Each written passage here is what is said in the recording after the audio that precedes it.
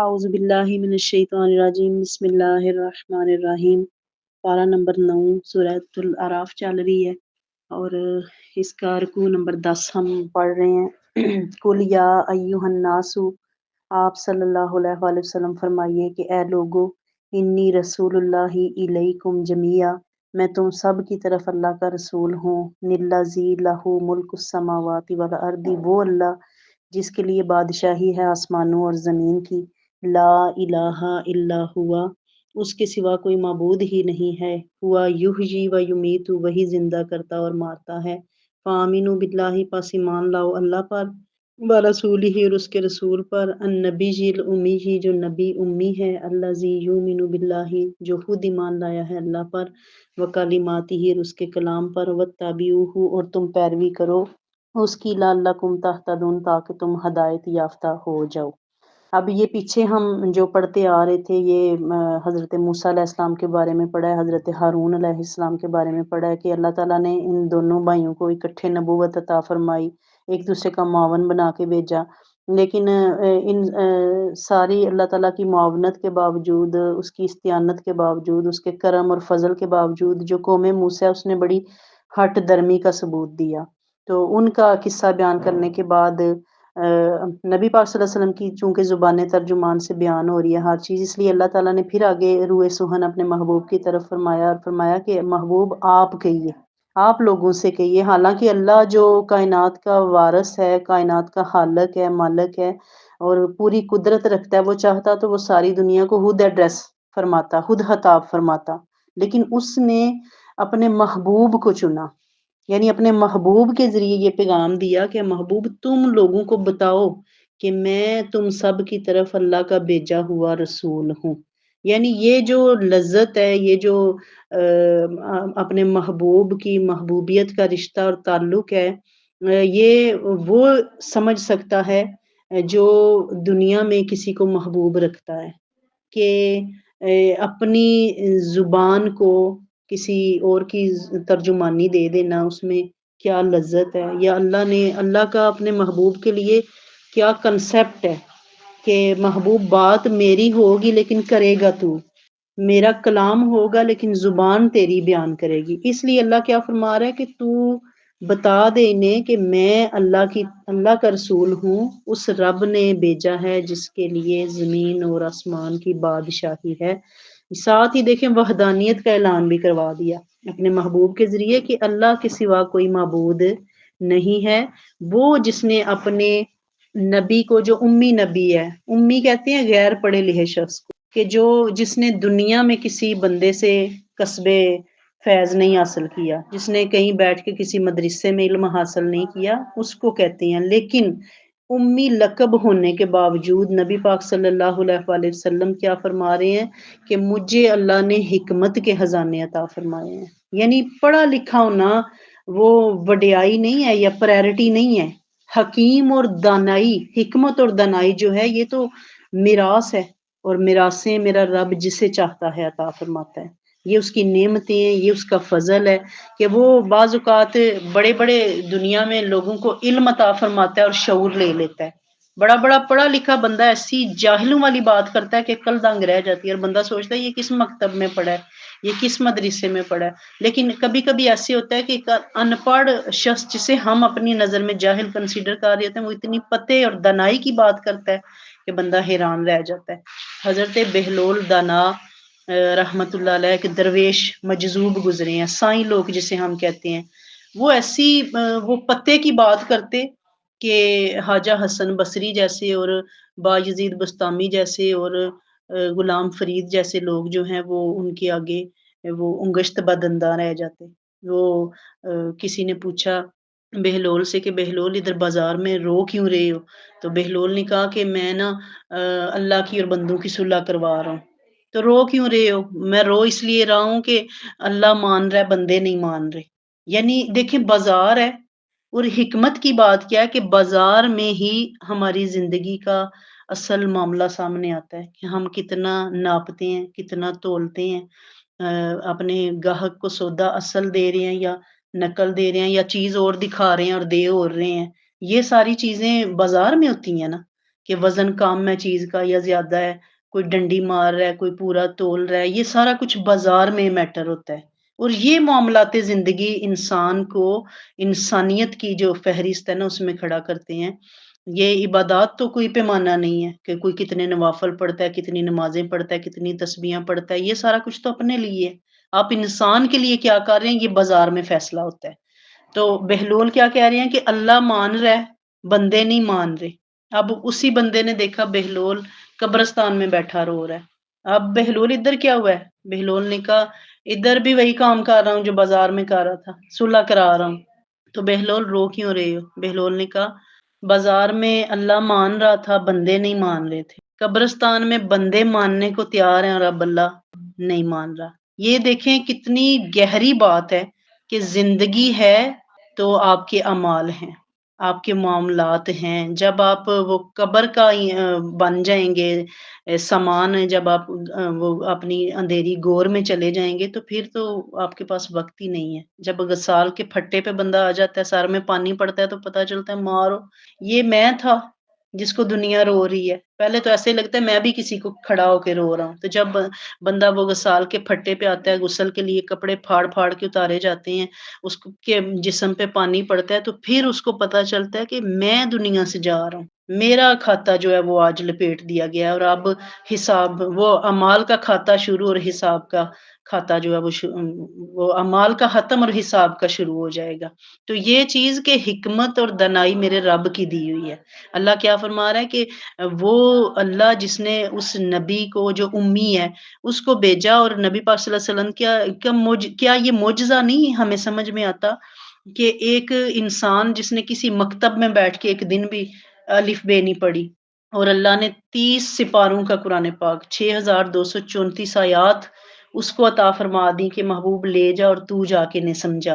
یہ حضرت ابراہیم علیہ السلام نے دعا مانگی کہ یا اللہ جو میں یہ نوکری کر رہا ہوں، تیرا گھر بنا رہا ہوں، تو اسے قبول کر لے اور میری نسل میں سے ایک ایسا نبی پیدا فرما جو انہیں کتاب اور حکمت کی تعلیم دے اور انہیں پاک کر دے۔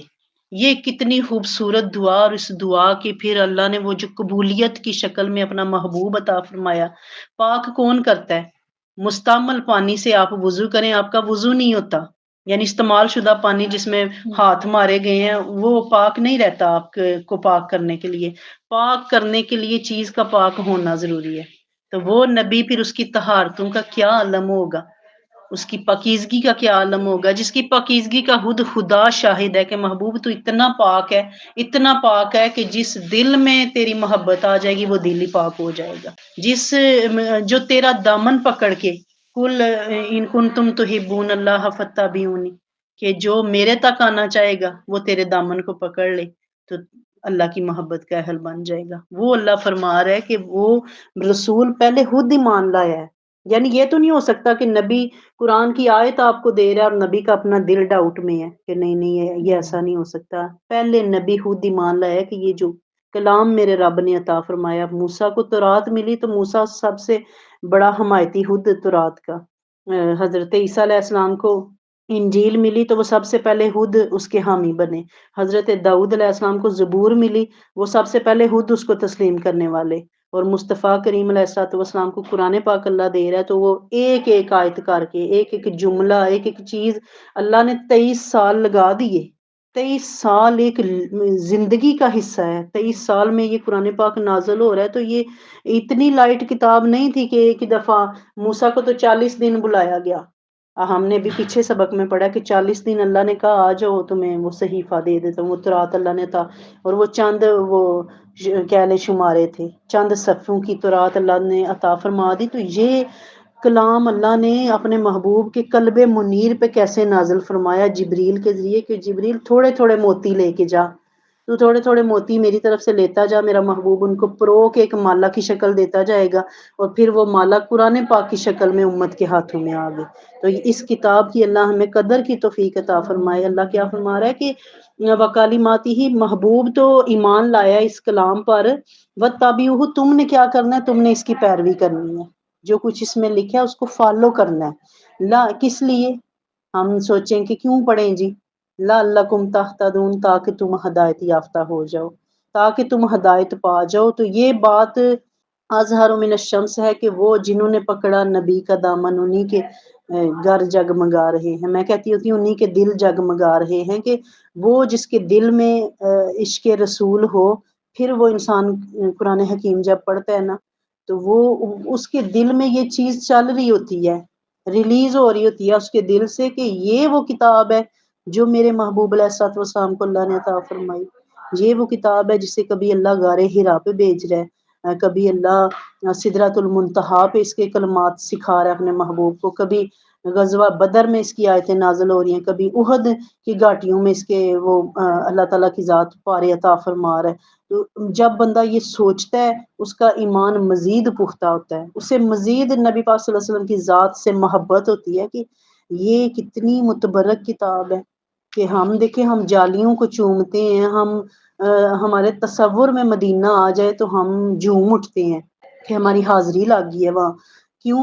उन गलियों से उस हित्ते से क्यों प्यार है? और हज़रत उमर फ़ारूक रज़ी अल्लाह तआला अन्हु हजर अस्वद का बोसा लेते और साथ खड़े होके फरमाते, अस्वद तुझे मैं चूमता हूँ इसलिए कि तुझे मुस्तफ़ा ने चूमा है, वरना तो क्या है एक पत्थर है। तो हम उन दरो-दीवार से ये तो तैयबा की मोहब्बत का असर है, वरना कौन रोता है लिपट के दरो-दीवार के साथ? कभी कोई किसी की जाली को देख के भी रोया है? हम दिन भर में कितनी प्यारी-प्यारी कोठियाँ देखते हैं, बंगले देखते हैं, हमें रोना आता है?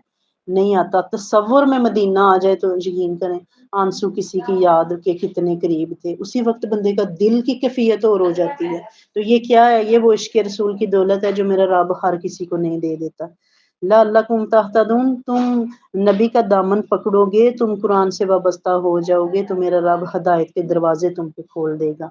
वमिन कौमी मूसा, और मूसा अलैहिस्सलाम की कौम से एक गिरोह है, उम्मतुन एक गिरोह है, यहदून बिल हक़्क़ि जो हक़ के साथ राह बताता है, व बिही यादिलून और इसी हक़ के साथ अदल करता है। यानी देखिए अल्लाह की ज़ात ना किसी का कुछ भी ज़ाया नहीं फरमा रही।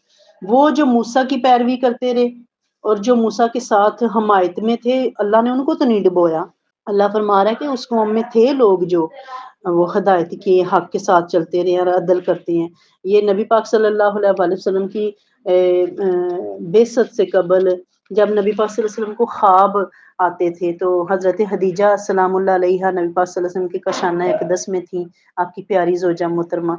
तो वो नबी पाक सल्लल्लाहु अलैहि वसल्लम जब उनसे अपने ख्वाब का ज़िक्र करते ना, तो वो कहती थी कि मेरा एक चचा ज़ाद है वर्का बिन नौफल, वो तुरात के आलम थे, तो चलें मैं आपको उनके पास लेके जाती हूँ। तो वो जब नबी पाक सल्लल्लाहु अलैहि वसल्लम उनके पास गए, उन्होंने क्या किया, उन्होंने हाथ चूमे सरकार के, उन्होंने माथा चूमा। उन्होंने कहा हदीजा तेरा शौहर बड़ी शानों वाला है, अल्लाह इसको मुकाम अता फरमाएगा और उन्होंने साथ क्या था कहा था कि काश मैं उस वक़्त तक ज़िंदा रहता, मैं हमायती बनता। यानी अभी सरकार ने दावा नबूवत नहीं फरमाया था लेकिन वो तौरात का आलम जानता था कि यही वो गोया वर्का बिन नौफल ने कलमा आने से पहले कलमा पढ़ लिया। जैसे हज़रत हदीजा ने कलमा पढ़ लिया ना मोहम्मद अरबी का जब आप 25 साल के थे, ऐसे आपके चचाज़ाद ने भी पढ़ लिया कि दुनिया तो कहीं 40 साल बाद मानेगी, नहीं मानेगी, हम अभी से मानते हैं कि मोहम्मद अरबी जैसा कोई इंसान नहीं है। तो अल्लाह के ऐसे बंदे हैं जो हक़ का हर दौर में इन्हीं लोगों की वज़ह से तो दुनिया चल रही है। अगर सारे बातिल की पैरवी करने वाले हो जाएँ तो यकीन करें 1 मिनट दुनिया कायम ना रहे।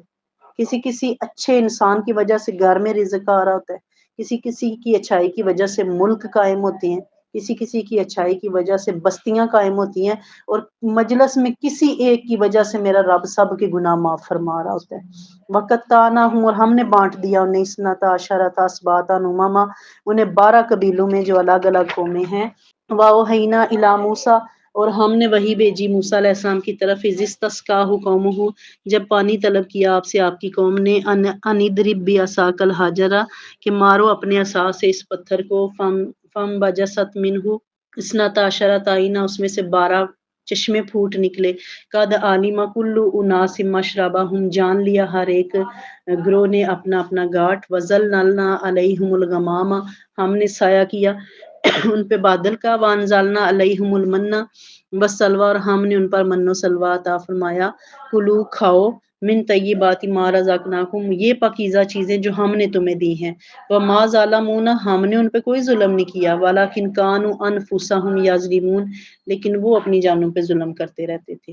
یہ دیکھیں اللہ تعالیٰ کی ذات نے نا حضرت موسیٰ علیہ السلام کی قوم کے سرداروں کا ذکر، 12 سردار تھے وہ، اور توہین سمجھتے تھے، ایک چشمے سے پانی پینا توہین سمجھتے تھے کہ ہم نہیں ادھر سے پانی پیئیں گے، ہمیں اپنے اللہ سے کہیں الگ الگ گھاٹ عطا فرمائے۔ پھر اللہ تعالیٰ نے موسیٰ علیہ السلام کو حکم دیا، یہ جو تیرے ہاتھ میں عصا ہے، سٹک ہے، چھڑی ہے، اس کو پتھر پہ مارو، اس پتھر سے 12 چشمے نکلے، وہ 12 دھاریں نکلی، اور موسیٰ نے کہا اب اپنا اپنا لے لو تم چشمہ، کیونکہ تم ایک جگہ سے پانی پینے کے لیے، یہ انسانی سرشت ہے۔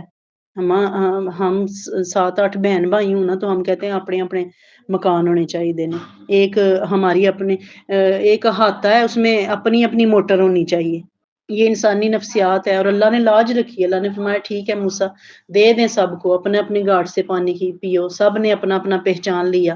اور پھر اللہ کیا فرما رہا ہے، اب دیکھیں یہ اللہ تعالیٰ کی حکمت ہے، یہ اللہ کی منشا ہے کہ انہوں نے اللہ کی رضا کے لیے نہ چھوڑا، اپنا وطن چھوڑا، وہ فرعون پیچھے لگا تھا، اس کے ساتھی لگے تھے، وہ اللہ تعالیٰ نے اس میں سے سمندر میں سے رستہ دے دیا، بحر الکاہل میں سے، وہ وہاں سے اپنا سب کچھ چھوڑ کے آگے، تو اللہ کے لیے جب کسی چیز کو چھوڑا جاتا ہے تو پھر اللہ بے یار و مددگار نہیں چھوڑتا۔ اللہ نے کیا ان پہ عنایات کی، انہیں پانی بھی دے دیا، زندہ رہنے کے لیے ہمیں جن چیزوں کی ضرورت ہے، خوراک کی اور پانی کی، یہی 2 چیزیں چاہیے نا، اور رہنے کے لیے ہمیں سایہ بھی چاہیے، دھوپ چھاؤں سے بچنے، اللہ نے وہ سارے انتظامات فرما دیے۔ کے ریگستانوں میں اللہ نے بادلوں کا ہر بندے کے ساتھ ایک بادل رہتا تھا جو اس پہ سایہ کرتا تھا، نہ اس کو گرمی لگنے دیتا تھا، نہ اس کو تھکنے دیتا تھا، یہ اللہ کا فضل تھا۔ پھر اللہ نے کھانے پینے کا بندوبست کیا، ان کے لیے من و سلوہ، ان کے لیے بنے ہوئے بٹیر آ جاتے، ان کے لیے ترنجبین قسم کی ایک وہ شکر ٹائپ میٹھا تھا، کیونکہ انسان کی طبیعت میٹھے بھی کھاتی ہے اور نمکین بھی، اللہ نے دونوں بندوبست فرما دیے۔ پھر اللہ نے کیا فرمایا، تم کھاؤ وہ پاکیزہ چیزیں جو ہم نے تمہیں دی ہیں۔ اب اللہ کیا فرما رہا ہے، بندہ جدھر بھی ہو نا اس کا رزق پہنچ جائے گا، جہاں بھی انسان بیٹھ جائے، اور اللہ کی رضا کے لیے بیٹھے تو پھر وہ کندن بہ روپیے والا معاملہ کہ پھر تو میرا رب کرم ہی فرما دیتا۔ یہ ہم نے روپ وٹائے ہوئے ہیں، پھر بھی اللہ دیے جا رہا ہے، وہ اپنی نوازشیں کیے جا رہا ہے، تو اگر ہم حق پہچان کے بیٹھ جائیں تو پھر وہ بڑا کریم ہے، بڑا لجپال ہے۔ اللہ نے کیا فرمایا کہ ہم نے کسی پہ ظلم نہیں کیا۔ یہ جو ہم پہ آزمائشیں آتی ہیں، جو ہم پہ سختیاں آتی ہیں، کہیں نہ کہیں ہم سے کسی پہ سختی ہو جاتی ہے، کہیں نہ کہیں ہم سے کسی پہ ظلم ہو جاتا ہے، تو اس کا ریٹرن ہمیں، اور ہم شکر بھی نہیں کرتے کہ دنیا میں ہی کھاتے کے لیے رو رہے ہیں، آخرت میں تو ہم سہ بھی نہیں سکیں گے۔ اللہ تعالیٰ سے یہی ویسے دعا ہے کہ وہ ہمیں دنیا کے عذاب سے بھی بچائے، ہم اتنے جوگے ہیں ہی نہیں مالک، ہم نہ دنیا میں سختی سہ سکتے ہیں نہ آخرت میں سہ سکتے ہیں۔ وَإِذْ قِيلَ لَهُمْ، جب انہیں کہا گیا اسکنوا، آباد ہو جاؤ، حاضی القریہ، اس شہر میں، وَكُلُوا، اور کھاؤ، منہا حیث شئتم، جہاں سے چاہو، وَقُولُوا، اور کہو، حطۃ، مالک ہمیں معاف کر دے، وَادْخُلُوا الْبَابَ، اور داخل ہو جاؤ دروازے سے، سجداً، سجدہ کرتے ہوئے، نغفر لکم خطیئاتکم، ہم تمہاری خطائیں معاف کر دیں گے، سنزید المحسنین، اور ہم زیادہ دیں گے احسان کرنے والوں کو۔ اب یہ جب اس قوم نے کہا نا کہ ہم نہیں رہ سکتے یہ تی کے ریگستانوں میں، ہم نہیں یہ من و سلوا روز کھا سکتے، انسان نہ شکر ہے نا، روز ایک چیز فری ملنے لگ جائے نا تو اس کا دل بھی اس سے بھر جاتا ہے۔ تو اللہ، اسی لیے اللہ فرماتا ہے کہ ہم ظلم نہیں کرتے، انسان خود اپنی جان پہ ظلم کرتا ہے۔ اب انہوں نے کہا ہم شہر میں جانا چاہتے ہیں، اللہ تعالیٰ نے فرمایا چلو ہو جاؤ، شہر میں داخل ہو جاؤ، اور کیا کرنا، اگر تمہاری من پسند چیز تمہیں مل جائے تو سر جھکانا، اکڑ نہ جاننا کہ میرا فریب تھا یا میں نے تو کچھ اور مانگا تھا، ہو کچھ اور رہا، تم کیا کرنا، تم کہنا یا اللہ ہمیں معاف کر دے۔ اب اللہ نے نا ان کے لیے یہی بندوبست کیا، تی کے ریگستانوں میں کھانا بھی دیا، پانی بھی دیا، پینا بھی دیا، سارا سونا کرنا سب اللہ نے بندوبست فرما دیا، لیکن انہوں نے کیا کہا، انہوں نے کہا ہم نہیں ادھر رہنے والے۔ اب اللہ نے کیا، یہ چیز نا یہ کفران نعمت تھا، لیکن اللہ نے پھر لاج رکھی ان کے سوال کی۔ اللہ نے فرمایا تم جو مانگ رہے ہو ٹھیک ہے، تم جاؤ شہر میں رہ لو، جہاں سے مرضی ہے کھاؤ پیو، لیکن کیا کرنا، اکڑ میں نہ آنا، کیا کرنا کہ اللہ ہمیں معاف کر دے۔ یعنی پیچھے ہم نے ناشکری کیا اس کو معاف کر دے، اور پھر ہم تمہاری خطائیں معاف کر دیں گے۔ اور کیا کرنا؟ احسان کرنا، تم احسان کرو گے ہم تمہیں اور دیتے جائیں گے، اور دیتے جائیں گے۔ فبدل الذین ظلموا، بدل ڈالی جنہوں نے ظلم کیا، منہم ان میں سے، قولا بات، غیر الذی قیل لہم، اس بات سے جو کہی گئی تھی انہیں، فارسلنا علیہم رجزا من السماء، ہم نے بھیج دیا ان پر عذاب آسمان سے، بما کانوا یظلمون، اس وجہ سے کہ وہ ظلم کیا کرتے تھے۔ یہ اب اللہ تعالیٰ کی ذات کو تحریف پسند نہیں ہے، یعنی اللہ نے آپ کو حکم اور دیا ہے اور آپ لوگوں میں اور بیان کرتے پھر رہے ہیں، اگینسٹ چل رہے ہیں، تو اللہ کو یہ چیز پسند نہیں ہے۔ اب اللہ کیا فرما رہا ہے کہ بدل ڈالی جنہوں نے ظلم کیا تھا اس بات کے خلاف جو انہیں کہی گئی تھی، تب پھر اللہ کا جو غضب ہے وہ جوش میں آتا ہے، تب اللہ تعالیٰ کی ذات جو ہے وہ ناراض ہو جاتی ہے۔ کس بات سے؟ کہ جب اس کی حدوں کو توڑا جاتا ہے، جب اس کی لمٹس کو کراس کیا جاتا ہے، جب اس نے جو کہا ہے اس کا انکار کیا جاتا ہے، اور جو نہیں کہا وہ کہا جاتا ہے کہ یہ رب نے کہا ہے، تو پھر اللہ کی ذات مہلت نہیں دیا کرتی۔ اللہ کیا فرما رہا ہے کہ اگر ان پہ عذاب بھی آئے ہیں تو کس وجہ سے؟ کہ وہ اپنی جانوں پہ خود ظلم کیا کرتے تھے۔ تو اللہ تعالیٰ کی ذات ہمیں ہر قسم کے ظلم سے بچائے، اپنی ذات کے ساتھ بھی، دوسروں کے ساتھ بھی۔ انسان کو ایٹ لیسٹ دن رات میں ایک مرتبہ یہ توفیق ضرور مانگنی چاہیے کہ یا اللہ تو مجھے کسی کے ساتھ برا کرنے کی توفیق ہی نہ دینا۔ انسان بڑا فرعون ہے، انسان ہر بندے کے اندر نا ایک چھوٹا سا فرعون ہوتا ہے، وہ طاقت ملنے پہ بڑا سا بن جاتا ہے، وہ پاور ملنے پہ جو ہمارا اقتدار ثابت کرتا ہے کہ ہم کس نسل سے تعلق رکھتے ہیں۔ بد نسل انسان پہ جتنی نوازشات کرتے جاؤ وہ اتنا چوڑا ہوتا جائے گا، اور ہر جگہ ڈینگے مارے گا اور کہے گا میں ڈیزرو کرنا ہوں۔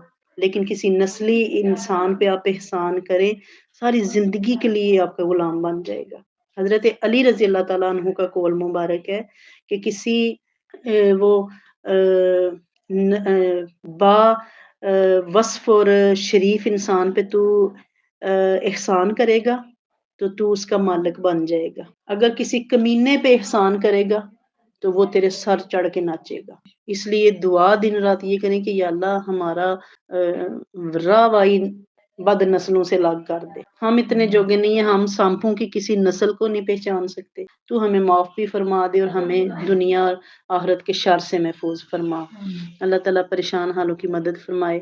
آج حضرت عائشہ صدیقہ سلام اللہ علیہا کا یوم مبارک ہے، 16 رمضان المبارک ان کا یوم وصال ہے۔ اللہ تعالیٰ مائی صاحبہ کے صدقے ہماری مشکلات دور فرمائے، ہمارے دلوں میں، گھروں میں جو جو دعائیں آرزویں اللہ کے کن کی منتظر ہیں، اللہ تعالیٰ انہیں پورا فرمائے۔ وما علینا الا البلاغ۔